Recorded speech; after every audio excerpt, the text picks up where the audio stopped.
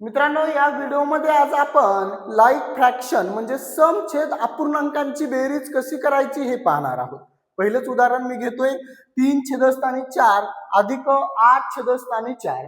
पाया समान असेल तर वरल्या अंशाची डायरेक्टली बेरीज करायची असते. बघा इथे पाया समान आहे, छेदस्थान छेदामध्ये जर संख्या समान असतील तर ती जशाला तशी ठेवायची. कधी सेम बेस फ्रॅक्शन मध्ये म्हणजे समान छेद अपूर्णांकांची बेरीज करताना पाया समान आहे जशाला तसं ठेवा. पाया किती 4, वरल्या अंशाची बेरीज करून टाका. 8 आणि 3 11.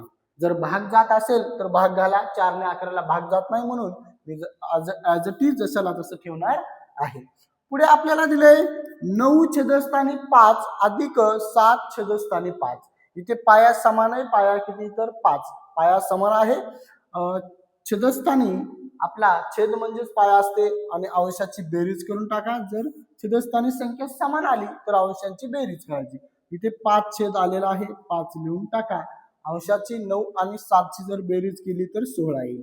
5 ने 16 ला भाग जातो का? जात नाही, म्हणून जशाला तसं ठेवलं तरी चालेल. पुढे 8 छेदस्थानी 2 अधिक 9 छेदस्थानी 2 दिले. पाया समान आहे. किती आहे पाया? 2, म्हणून पाया जशाला तसा लिहून टाका. बेस मी जशाला तसा लिहून घेतला. अंशाची बेरीज करून घ्या. 8 आणि 9 येतील 17. परत 2 ने 17 ला भाग जातो का? नाही, म्हणून जशाला तसं ठेवा. पुढे 4 नंबरचं उदाहरण घेतोय मी. 12 छेदस्थानी 2 अधिक 14 छेदस्थानी 2.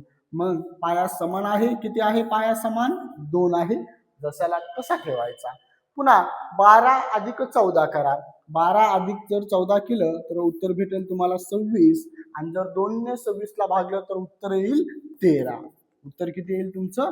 13. बघा, जर तुम्हाला समछेद अपूर्णांकांची वजाबाकी, गुणाकार, भागाकार जर शिकायचा असेल याच पद्धतीने तर तुम्ही चॅनलला, आपल्या फेसबुक चॅनलला फॉलो, आणि जर युट्यूब वरून बघत असाल तर युट्यूब चॅनलला सबस्क्राईब करा. मी पुढील व्हिडिओमध्ये समछेद अपूर्णांकांची वजाबाकी, गुणाकार, भागाकार, त्यानंतर समान जर छेद नसेल तर बेरीज, वजाबाकी, गुणाकार, भागाकार कसा करायचा, किंवा पूर्णांक युक्त अपूर्णांक म्हणजे एक पूर्णांक संख्या, एक अपूर्णांक संख्या, त्यांची बेरीज, वजाबाकी, गुणाकार, भागाकार हे सुद्धा मी या चॅनलवरती व्हिडिओ टाकणार आहे. ते जर तुम्हाला पाहायचे असतील तर चॅनलला सबस्क्राईब करा, व्हिडिओला लाईक आणि हा व्हिडिओ जास्तीत जास्त शेअर करायला विसरू नका. भेटूया आपण पुढील व्हिडिओमध्ये अपूर्णांकांची वजाबाकी कशी करायची हे पाहूया. Okay, thank you.